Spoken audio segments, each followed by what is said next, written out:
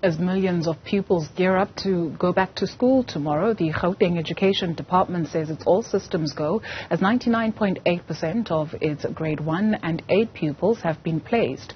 The department says some parents did not accept placement offers, though. We get you more on this with the MEC for Education in Gauteng, Matome Chiloane. Thank you very much for your time this afternoon. So when we say 99.8%, how many grade 1 and grade 8 pupils have been placed? We're actually at 100%, as I greet you and your viewers. Meaning that when we say 100%, we mean that we have offered spaces to everyone who has applied, especially those that have completed applications. So what we are dealing with is parents who do not want the schools that we have offered spaces for their kids at. That's what we are dealing with. But in terms of placement offer, we've done that part. Mm-hmm. When we say 100%, what is the exact number? So how many grade 1 and grade 8 pupils are we seeing going back to school tomorrow? Look, in terms of the completed applications for both grades, we're sitting at 273,000, over 273,000.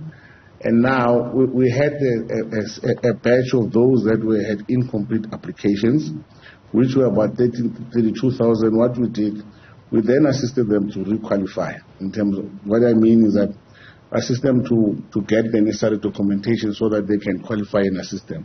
So that added to our number. So what we're sitting with, including the late applications that we have opened, we are expecting over 315,000 grade 1 and 8 to go to schools tomorrow. Mm-hmm. In terms of the parents that did not accept placements, typically, as we've heard over the years, it would be either it is too far for the parents or it's just not the right fit for their children. What are the reasons this time around? No, the same reasons they still apply in most parents. But so what we're saying to the parents, especially in Gauteng, is to say we are working on our schools, and some of the schools that they are fearing, these are some of the top performing schools, especially high schools. Currently, our top performing high schools are in townships. The best performing high schools are still in townships of late. So that shows that we've done a lot to change the landscape of our province. And parents should trust some of these schools, because some had applied in these former Model C schools. But a school that had most applications was a township school in Gauteng, sitting about 2,700 applications for a space of about 300 spaces. So that shows that obviously the confidence is also increasing in those areas. But overall, besides the parents disputing some of the placement, what we have done, we ensure that if we don't give parents place learners in the school that parents might not have applied to, we look at the nearest school, because we operate on a jurisdiction basis that if a parent is applying in Tembisa, for instance, we will not take the child and place them in Soweto. We need to look at the surrounding areas that are closest to the schools that the parent applied for convenience purposes. And that's what we have done. But then parents, obviously, there are schools that they don't vehement about it, they don't want the school. And that's what we're dealing with. And we're objective as and when we're dealing with these appeals and that parents, or objections rather, that parents are bringing forward to us. Mr. Chiloane, sir, you mentioned that we are working on our schools. Maybe let's take a look at some of the issues that have been plaguing our schools over the years, security being one of them. Last year, we heard of the murder of Palesa Malachi, a 17-year-old grade 12 pupil from Soshanguve. Following her death, her only crime was to go back home after school. And following that incident, yourselves were on the ground and you had promised the community that you will bring in some peace officers to actually guard children who have to walk long distances to access education. And so when it comes to security, and maybe we'll start with Palesa Malachi's case, have you beefed up the security? Have the peace officers gone to Soshanguve? As children open tomorrow, will they be comfortable knowing that there will be somebody that will accompany them for those kilometers to get to school? That's quite a good question. What is important that it should be known is that we are aware of the challenges that are in our schools.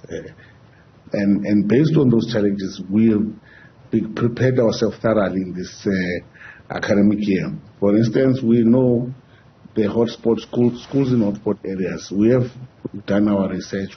We were sitting at about 245, and all those schools, we have put up security into the schools to ensure that schools are safe. They've got security during the day, they've got security at night. And furthermore, we've obviously got our patroller program, which we are working with community safety. Through community safety, our patrollers, which are about 5,000, which have been placed in all our quintile 1 to 3 schools across the province. And our wardens, we're working with the peace wardens, now traffic, where we search every day in those 245. The learners are going to be searched every day, including the educators. We're searching everybody. So in that aspect, we've prepared our part. And what is important, and this is the appeal that we've been consistent in our messaging, that the safety and security of our communities needs our communities as well. As a department, obviously, our area of competence is between the schooling parameter. But post the parameter, it becomes difficult. However, in that area, the community came on board and they worked with us. So they were able to guide our children as they came from school, especially because they were matriculants, they had extra classes, so they were able to assist the learners to go home. So, and that's what we want. We want our communities to understand that education is a societal issue, and it needs all hands on deck. It needs everybody to play a particular role, one or the other, in order to get it right. So, and that's what we've been appealing, and that's what we appeal, that as much as the department can do its part within the parameters of the school, we need the community to work with us outside the perimeter of the school. Another issue that we have received on the channel from parents more so has got to do with special needs. So children who go to special needs schools, there are parents who are not quite sure because they are being made to pay for scholar transport. When their children get to the schools, some of them don't even have the necessary equipment, that being the teachers. So the gloves that they would need to change the children, some of the children in terms of the food, there are allegations that some teachers or some principals or heads of school are actually siphoning that food off. What do parents need to know? If you have a child with special needs, is the scholar transport that the government provides free? Is the school fees free? Where do parents pay and where do they not pay? What do special needs parents need to know about the schools? Yes. What first things first, if parents note these issues that you have said, they need to know that the district, they need to report it urgently at a higher level, be it the district, it can even get to the level of the MEC's office, because obviously as a public representative, I'm here to serve our communities, so that we really know which are the schools. I don't want us to have a perception that our LSN schools with special educational needs are in that state that you have said. But there are those with challenges, and I want parents, those parents or community members who see these problems to alert us so that we can come in and intervene. What they need to know is that LSNs are provided with, in fact, they are provided with a lot of resources so that they are able to procure scholar transport. That's why you see most of the LSNs have buses and combis that they've got their signs there, because we provide them with resources so that they can acquire this transport, so that they can ferry our learners in between home. And most of them are boarding, so we keep the learners at school, and then over the weekend some of them can go home, depending on the arrangement that they have with their parents. And yes, there are LSNs that are free, and there are those that parents pay something. But it depends. But most of them we do fund. We fund all our LSMs. And that's what the community know. Even there are independent schools as well. Because the independent schools that portray themselves as self-sufficient, they are funding themselves. It's not true. You find that these independent schools, they do get subsidy from government. We do give them subsidy, and parents need to know if they are do having challenges with also them, they need to come to government because they are being funded by taxpayers in one way or the other. So overall, education it's our issue, and we are supporting across. So there is no independentness that can exist outside us as government playing a particular role to ensure that we safeguard the interest of our people or the society at large.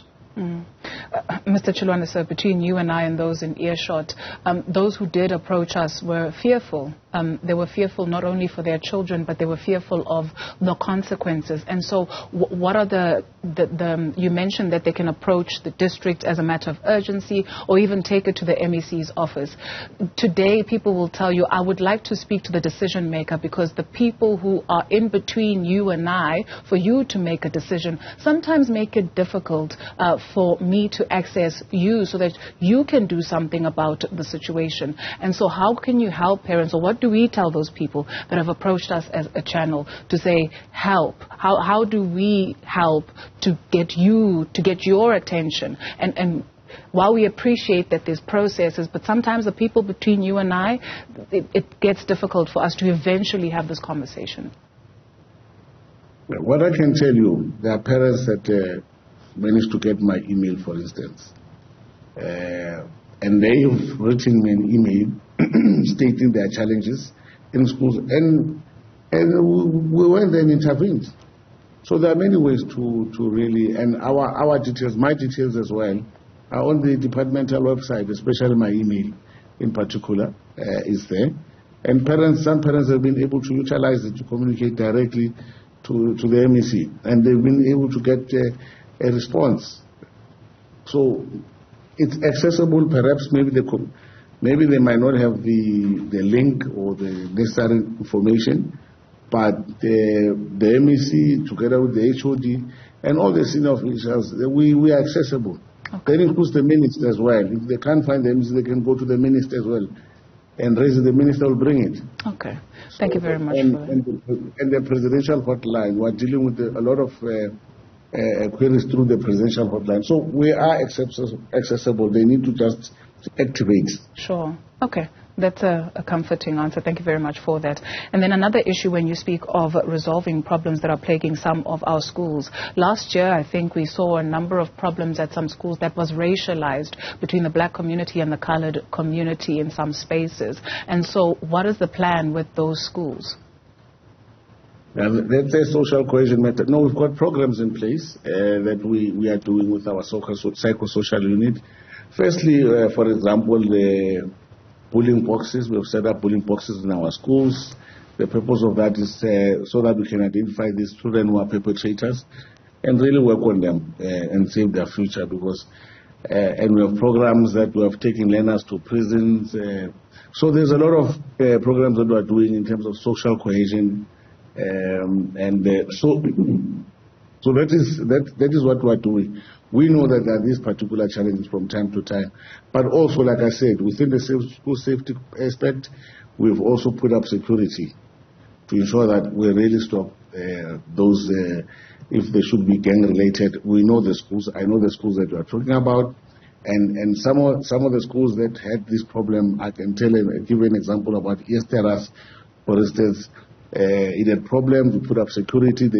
The parents called in and said, look, since they brought in security, my child feels very safe at school. My child is happier. The teachers were happier. So we know that. So those areas, those schools, we know them. They must just know that we know them and will not tolerate any of that. If a child doesn't want to learn, then they shouldn't be there. We want children who want to learn and want to work with them. There's also sister departments we have brought in to also assist us with kids who are having problems. Okay. Mr. Chiloane, sir, finally, how do you protect children from predators being teachers? There's a report that was released in December about a number of teachers that have since had to be removed from schools because they prey on young girls and young boys. Yeah. Our position as a department has been consistent with that aspect, that we will always support the victim at first. and we support the victim. So once there's an allegation, the first thing we do is to remove that particular accused from the school. And then from there, obviously, then there's other aspects that take place, be it hearings, and if it requires the NPA, National Prosecuting Authority, then that's what happens. But from our side, the first thing we do is to remove the perpetrator from our school. So if there are those that, for example, that were identified within the report, they were removed from the schooling, and that's what we do. We don't waste time. Immediately we know we remove you. Because we don't want our children to be unsafe, and we don't want them to tamper with evidence. So we become decisive every time, immediately. Thank you very much for your time this afternoon. Matome Chiloane is the Gauteng Education MEC. All the best with the new academic year.